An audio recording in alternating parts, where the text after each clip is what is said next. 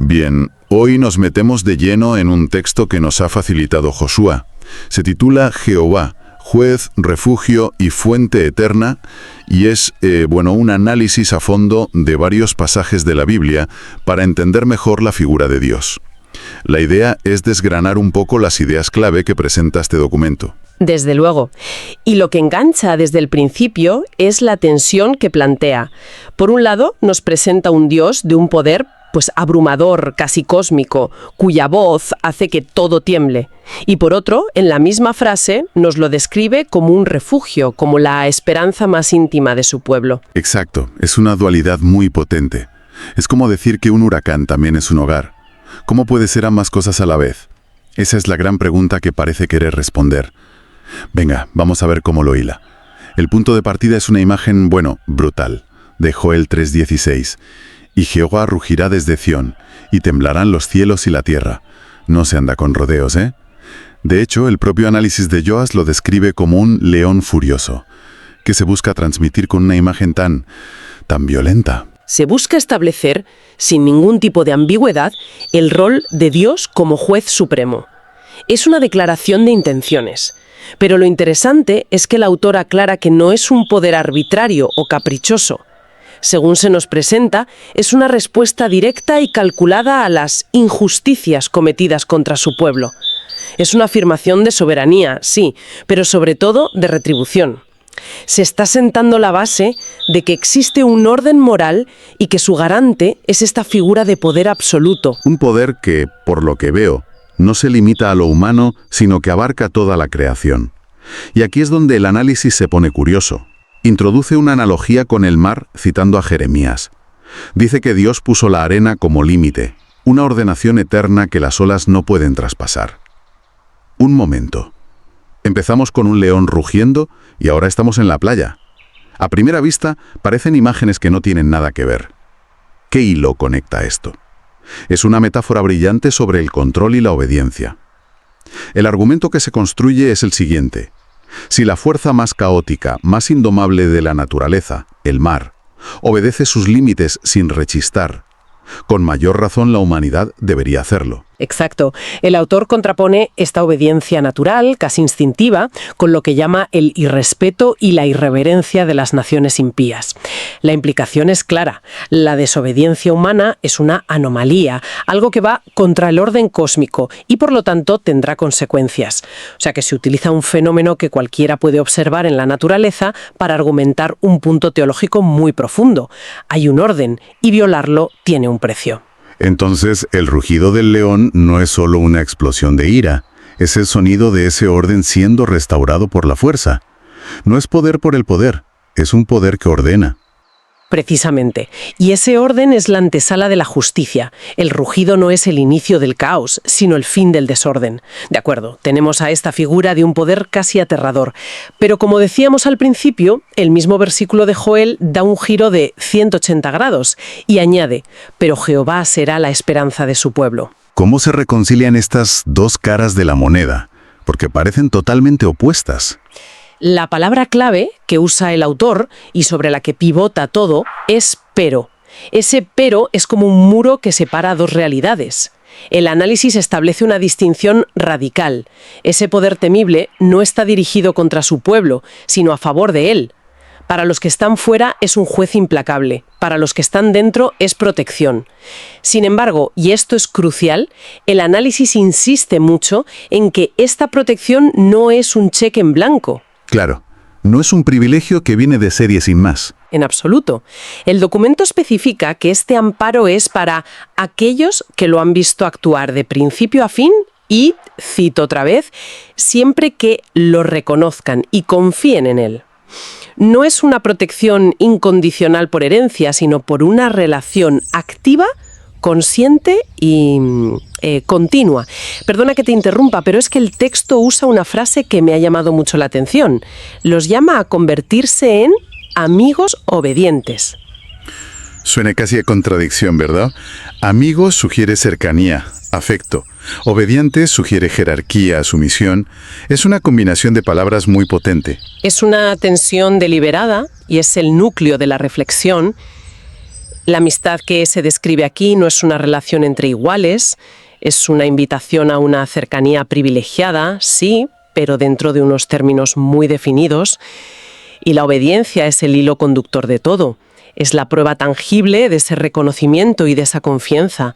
Según este análisis, es esa obediencia la que abre la puerta a la bendición.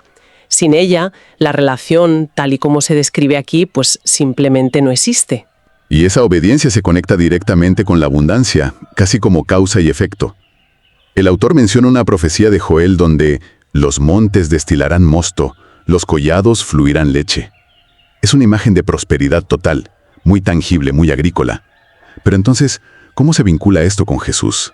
Porque parece un salto enorme. Es un salto, sí, y es el gran giro conceptual del texto. Justo cuando crees que lo tienes claro, el autor nos lleva al Nuevo Testamento para reinterpretarlo todo. Argumenta que esa profecía de abundancia material y terrenal, bueno, cosechas, ganado, todo eso, encuentra su plenitud, su significado último en la figura de Jesús. La bendición pasa de ser algo externo y físico a ser algo interno, espiritual y eterno. El propio concepto de prosperidad se redefine. Cita a Jesús en el Evangelio de Juan diciendo que el agua que Él da se convierte en una fuente de agua que salte para vida eterna. Así que la fuente de esa abundancia ya no es la tierra, sino Cristo mismo. Exacto. La fuente ya no es la creación de Dios, sino Dios hecho persona. Y para reforzarlo, el análisis utiliza otra cita de Juan que es potentísima. El que cree en mí, de su interior correrán ríos de agua viva. Fíjate en el cambio de localización. La bendición ya no fluye en los collados, ahora corre desde el interior del creyente. Se interioriza. Eso es, se convierte en una fuente espiritual inagotable dentro de la propia persona a la que se accede a través de la fe en Jesús. Es un cambio de paradigma radical. La promesa ya no es solo sobre lo que se puede tener, sino sobre lo que se puede ser. O más bien, lo que se puede tener dentro de uno mismo. Justo. La promesa se vuelve portátil, personal e inextinguible, a diferencia de una cosecha que puede fallar. La reflexión también profundiza en esa idea de Dios como amigo, que ya habíamos mencionado. Utiliza el conocido pasaje de Juan 15. Nadie tiene mayor amor que este, que uno ponga su vida por sus amigos. Y presenta, lógicamente, el sacrificio de Cristo como la prueba definitiva de esa amistad. Sí, se presenta ese sacrificio como el acto de amor supremo que fundamenta toda la relación. Es la demostración de que no es una amistad teórica, sino que tiene un coste altísimo. Pero lo fascinante y lo que demuestra la coherencia del texto de Joshua es que inmediatamente después recupera el tema de la condicionalidad. No se queda solo en el sentimiento. Cita el versículo que viene justo a continuación. Vosotros sois mis amigos si hacéis lo que yo os mando. Y otra vez la obediencia. Justo después del mayor acto de amor imaginable, se recuerda la condición. Es como si dijera, yo he puesto esto sobre la mesa. Ahora te toca a ti. Es una amistad con responsabilidades. Un pacto bilateral. Eso. El autor insiste en que no es un sentimiento que se recibe pasivamente, sino una acción que se elige activamente.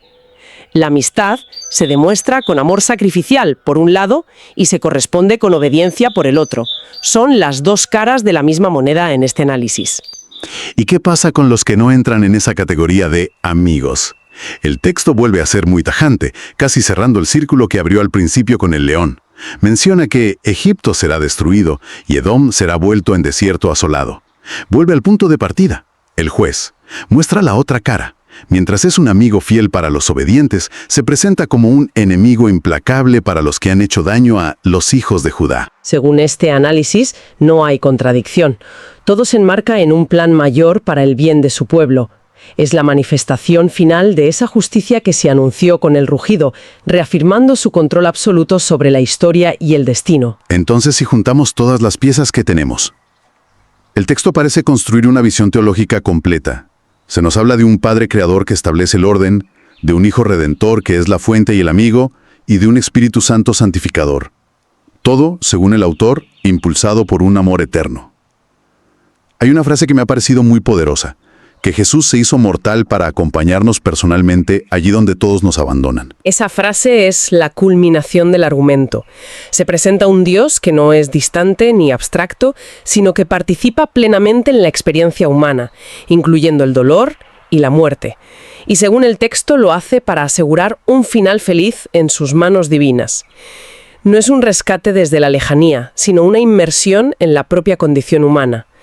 El análisis cierra esta idea con una cita de la Epístola a Tito sobre cómo Jesús se entregó para purificar para sí un pueblo propio.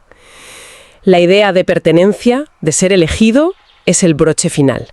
Y para terminar, Yoshua, el autor, no deja al lector con la simple exposición teórica, sino que le lanza dos preguntas directas, a la yugular. La primera es, ¿estoy viviendo como amigo obediente de Cristo? ¿O solo invoco su nombre en momentos de necesidad? Es una pregunta que va al núcleo de todo lo que hemos hablado. Desafía a quien lee a examinar la naturaleza de su propia fe. Obliga a preguntarse si la relación que uno tiene es constante, basada en esa obediencia y comunión, o si es puramente transaccional, un recurso de emergencia. Es una pregunta muy incómoda, en el buen sentido de la palabra. Y la segunda se basa en esa idea y va un paso más allá. ¿Cómo manifiesto en mi vida diaria que reconozco a Jesús como mi única esperanza? Si la primera pregunta era sobre la motivación interna, esta es sobre la manifestación externa. Traslada la reflexión de la creencia a la acción. Si se aceptan las premisas del texto, ¿cómo se traduce eso en las decisiones y actitudes del día a día? De hecho, el texto de Joshua termina con una oración que es una llamada a la acción, instando a vivir en santidad y obediencia como hijos de aquel Padre que nos vino a buscar. El objetivo final parece ser ese, que la creencia transforme la conducta. Pues sí, hemos recorrido un texto denso que nos ha llevado desde un Dios cuyo poder hace temblar el universo hasta un amigo que se sacrifica. Hemos visto cómo este análisis entrelaza el poder con el refugio y la bendición con la obediencia, creando un retrato complejo, desde luego. Lo que es fascinante aquí es cómo el autor teje diferentes escrituras, de profetas como Joel y de evangelios como el de Juan, para construir este retrato coherente, aunque lleno de tensiones, ¿no? No evita los aspectos aparentemente contradictorios, el juez y el amigo, sino que intenta presentarlos como dos facetas de una misma naturaleza, cuya manifestación depende de la respuesta humana. Desde luego nos deja con mucho en qué pensar. Y para terminar, una última idea para la reflexión partiendo de todo esto. Si, como argumenta esta fuente, la obediencia es la clave que define la relación con lo divino, Allá de los ejemplos históricos que menciona el texto. Dicho de otra manera, si el rugido del juez es una respuesta a la injusticia, ¿qué injusticias actuales provocarían hoy ese rugido según la lógica de este análisis? Algo para darle vueltas.